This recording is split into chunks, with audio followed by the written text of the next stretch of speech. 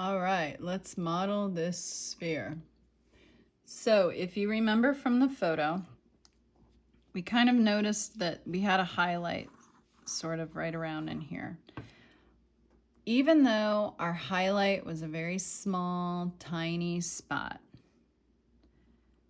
I would suggest trying to think about opening up that highlight just a little bit more. The reason why I tell you this is because remember our sense of that value scale, that light to dark here? We have a tendency to focus on this darker end when we're doing a drawing of an object. And in order to really get a good sense of contrast, we need to really focus on these lights and whites in our drawings as well. So I would encourage you to kind of think, even though that light source may just be one spot, I have these objects here in front of me. That's where that light is hitting, right? This little spot, like right here. I'm gonna kind of think a little tiny bit bigger than that. So not the direct, but kind of like maybe it's a half of a step. I'm gonna kind of include that in my light, okay? So as I'm getting ready to kind of work on this sphere, some other things I would love for you to kind of keep track of or keep thinking about would be the fact that we kind of see our values sort of change in rings. If you've taken any social studies, you might remember the equator and longitude and latitude lines. So think about the axis of the Earth. Again, here's a sphere. If I think about the axis of the Earth cutting through that sphere, I'm going to see some curvature to my latitude and longitude lines.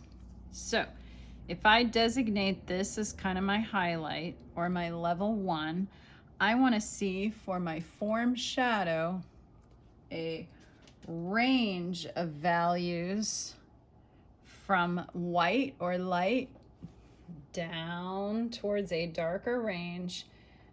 I'm going to use my 9 in here as my darkest dark. In my cast shadow, maybe fade out to an 8, and I'm going to kind of put these values in place. I don't want to see a distinction this time. I want to see a nice sense of flow. So maybe I see a half, a 2.5, a 3, a 3.5. That range from that 2 to that 5 is going to be fairly tight right through this zone. And then I'm going to have a decent amount of 7 and 8. Okay. If you're doing reflected light and coarse shadow, think about the fact that highlight is here. So you're going to have a wider coarse shadow up at this top. And we're going to see a little bit of lightness down in here near this bottom zone here. So first I'm going to kind of model it fairly generically, and then I'll use my kneaded eraser to bring out some reflected light. And I'm going to use probably a 6B, maybe a little bit of 4B to build in that coarse shadow, if that's something that you're going for. But remember, do you have to go for that? No. If you're giving me highlight, form shadow, and cast shadow, that's really what I'm looking for. So I've got that HB pencil. I may start just putting some value kind of even on that low end. Note I'm using the side of the pencil. Note that I'm moving the pencil around. If I was not trying to do this under the camera, I would probably be moving my paper around, but I want to try to give you a good stable look so you can tell what I'm doing here. Everybody's seen the moon, right? The moon has phases like quarter moon, half moon, but the one that I really want you to think about for our drawing exercises is the crescent moon. So can you see how I'm kind of building a little bit of a crescent moon shape in here right now. That's going to help me kind of retain this idea of circular shifting or circular stripes like a bullseye as I come out away from that highlight. I'm going to try to keep everything kind of curving as I go.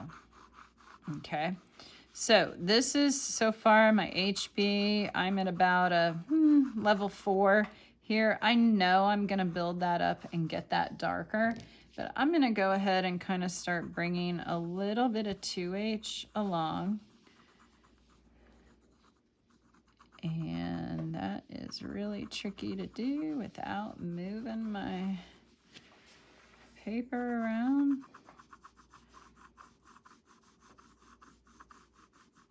So I'm going to kind of almost like circle around that highlight. Now I did put that line where the highlight is there. I'm doing that more so for you to know kind of where I'm shooting for that highlight to be. I do not suggest making that line because you're gonna want to take an eraser and kind of get rid of that as you go. I hope this eraser is good. I didn't check. There should be maybe some erasers in your table kit. They may be kind of square like this, rectangle, maybe cut in half, or maybe there is a pencil that's got an eraser. If I'm feeling like I'm getting too dark already with what I've got, remember this guy, that kneaded eraser? I'm gonna tug on him a little bit, pull him apart, kind of clean him up, and then I can always just kind of tap him around in there. If he's a really fresh new one, you may hear a little bit of a like a slurpy sound almost as you, oh, there it was, as you come away from what you're pulling off. Okay, so I've kind of got some HB down. I've got a little bit of 2H down. I'm going to do some lines that kind of mimic like my longitudinal lines. And I'm going to start kind of building this across just a little bit more. I'm going back over some of the stuff that I took out with the kneaded eraser. That's okay. I think I might want just a smidge more contrast here on the edge. So I'm going to build that up just a smidge more.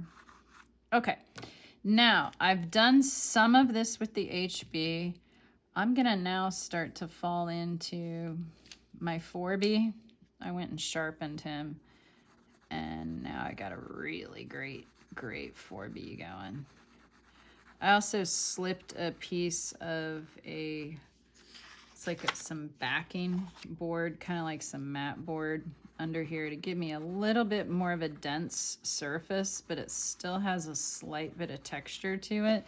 So I'm gonna end up with something that may look a little marbleized. I'm gonna pick up some of these spots of darks here because of my texture. But I can use my kneaded eraser to kind of eliminate some of that if I want to. So I'm gonna let this 4B kind of barely touch into where that HB was at, okay? And I am gonna end up showing you some core shadow, so I'm gonna go ahead and kind of start to build some of that in. I'm trying to remember what our ping pong ball looked like. I've moved away from the light source. I don't remember how much coarse shadow I had. But you probably don't even have a sphere in front of you to be looking at in a light source. You're probably just watching this video in class, chugging along, putting some value down, waiting for your turn to use a specific pencil you want to use. I was building a sharp edge, so I'm going to kind of roll my pencil a little bit as I'm using it. And I'm going to go back in and darken up that core a little bit more. And now I'm going to kind of start building back into that mid zone. So I want to find some of these values in here, this 5, 6, and 7, just a little bit more, kind of maybe more my 5. I think I'm a little weak on that 5 zone. And I think my little surface that I put under here is starting to drive me crazy, so I'm going to take that away. Get you back in spot here. See if I can get a little bit of a flatter edge. Kind of turn or curve along with my form. Something that I see quite often in student work when we're doing a sphere is I will see kind of like, if this is my sphere, I'll sort of see this like corner where we're kind of shading one way, and then we start to shade the other way. So try to eliminate that corner. Let this stay round here, and do that by shifting the direction of your arm from time to time. You might even do some curvy strokes through here. Okay. All right. I'm not too worried. I'm getting a little bit dark. I know. But I'm going to take that kneaded eraser. I'm going to stretch and pull that kneaded eraser, and I'm going to bring out a little bit of value around that highlight to kind of recreate that rounded zone. Now see where I got this flat right here? Let's take that out. Let's get that. So a little bit of kneaded eraser. I may come in and arc a little bit more with the pencil. I think I just need a little bit of HB in there. So thinking about kind of like a bullseye going around that highlight, I want to let some of these darker values kind of creep up and around just a little bit. Okay. All right. So as I kind of have that going, I know my biggest contrast is going to be this low 9 value over here. So I know I could just start coming in with a decent amount of pressure. Now I am choked up on this pencil, but notice I'm still holding the pencil from the side. So I'm holding the pencil like this, not like this. This is going to force the tip to the paper. If I back off and hold this like a screwdriver or a hammer I'm going to use, I kind of put the thumb and the finger to be my control here. The thumb's going to put pressure down on the pencil. The finger is going to guide where the pencil's going with my arm as I do the stroke. And that's what gives me the control here. So as I kind of build this in, I'm going kind of fast. I should slow down. Can you see my streaks? I can see them in here because of that textured mat board I was using that I thought was going to be a great idea, and it's just not. So I'm going to kind of let that shadow play all the way through. If you really are kind of like, I know all this, I know reflected light, I know all these terms, highlight, form, shadow, cast shadow, you might try the umbra and the pre-umbra. So with that, we're sort of talking about that fuzziness that we have of our shadows. So I will see a little bit of a transition from my dark. Here is going to be my darkest part, right up against the object where no light can hit in there. And then I'm going to start to see it fade out just a little bit. So I may be a little bit darker and solid in here, and I may get just a smidge lighter as I come out. So if I'm gonna do that too, I might have gotten a little bit dark, like right on that edge. But we've given you this containment line because we made it like a coloring book. We did a contour line drawing. So honestly, I'm just gonna kind of keep with that. So I could use this eraser for that kind of thing, but the better eraser is gonna be this guy. Or the heel end of my number 2 pencil with my pink eraser. That's gonna give me a really sharp, crisp line because that's a brand new eraser. It's like a brand new pencil. Okay, all right. And when I do that, see my smear?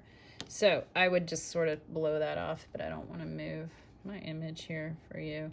Okay, so to kind of finish this out, I need a little bit more contrast. This is a little bit overly dark. So I've got a fairly soft lead in here. So something that I might do is grab that 2H. I might even out the texture with a little bit of a 2H, and then I might end up going through the whole thing and kind of using a little bit of my kneaded eraser to lighten the whole thing up. Oh, we didn't talk about this reflected light. So my reflected light, I'm kind of leaving a little bit of zone here. Depending upon how light or bright my surface is, I had in my demo photo, it's that white surface. So that's a pretty contrasty surface to my dark. So that's going to leave me a decent amount of reflected light. White is going to reflect a lot. So I might start to pick up a lot more light down here. Okay. If I'm on a darker or a mid-tone surface, I may not get that much reflected light, so I may not need to pull off quite as much value. Okay, so some of you at this point are gonna say, oh, but it's so like textured or whatever. I wanna stick my fingers in here and smooth it all out. Don't do that. Let the pencil carry the work. So let the value carry the work. So I'm gonna knead up that kneaded eraser and I'm just gonna tap through. Notice I'm not rubbing. I'm gonna tap through and pull a little bit of that stuff off of there. See how dirty my eraser is? So I'm gonna pull it. I'm gonna swish it around. And then I might do a little bit more of that, depending upon how light overall I want the illusion of this sphere to be.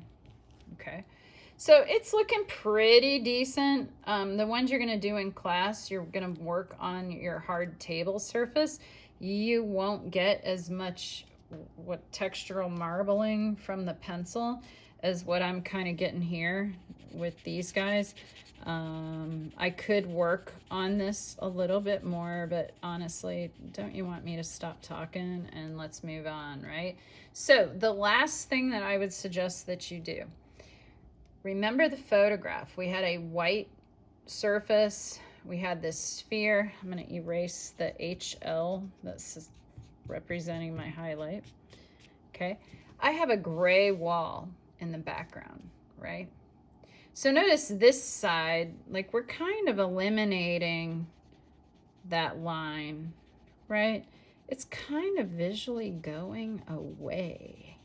And honestly, if I'm trying to make something look real, I'm doing an imitationalistic type of piece, or I'm realistic, I'm imitating reality here, I am gonna want to try to make this side look real too, right?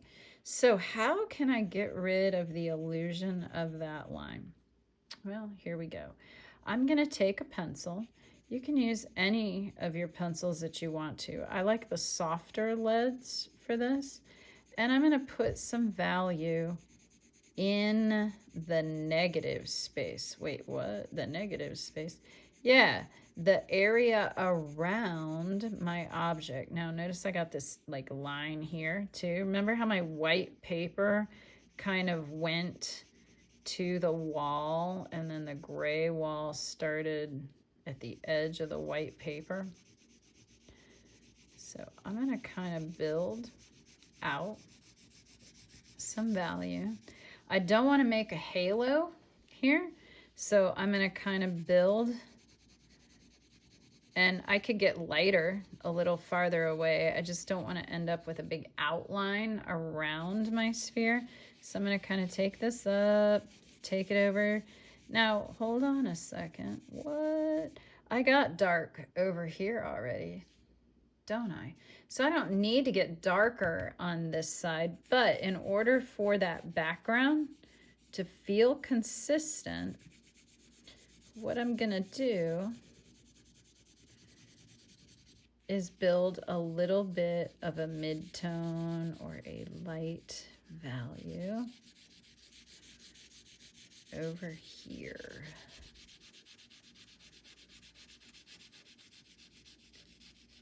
So I'm putting a little bit of grayness in, but not a lot. You see what I'm saying? And I still retain the contrast of the edge of that core shadow, right? That still is really well defined. Oh, I just so want to get that texture to go away a little bit more. I can't stand it, you guys. That's just, I want to get that just a little bit more. I'll work on it later. Maybe next time, right? Okay, but here, like if I bring this darker value up towards your light pencil line, maybe if you're drawing a sphere for your project, we'll get to that in a moment too. As I'm drawing those objects, if I put that negative space value, or I kind of find that value back there, that's going to help pull my sphere forward. That's going to help bring my object to the viewer. So I'm going to get a nice definition of the form with some clean, crisp edges and no lines. So we're not looking for a contour line to show here. We are looking for the form to be defined with the use of light and shadow. Okay, so if you haven't finished them yet, go ahead and keep going. You could take this all the way out. My recommendation, again, is not to halo this. See how I kind of like built a little bit of a rectangle out here? Sort of shoot to kind of let it fill close to the object, but it can fade and lighten as you come away from the object.